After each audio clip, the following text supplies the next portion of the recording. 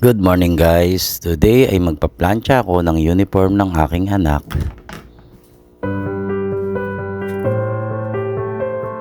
Ang pinaplantsa ko nga pala ngayon ay ang last part or last piece na ng aking mga pinaplantsa na uniform niya.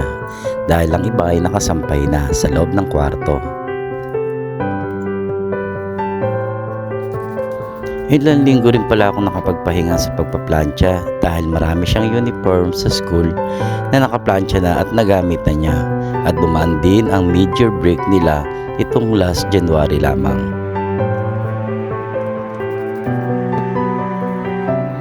Ganito po pala ako magplantsa.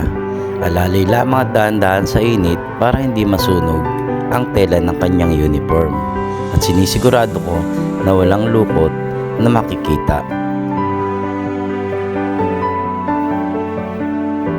Bago ko tapusin ang pagpaplantsa ay sinisigurado kong walang makikitang lukot sa bawat sulok ng kanyang uniform. At eto na ang last piece ng kanyang uniform. Bye-bye! Thanks for watching!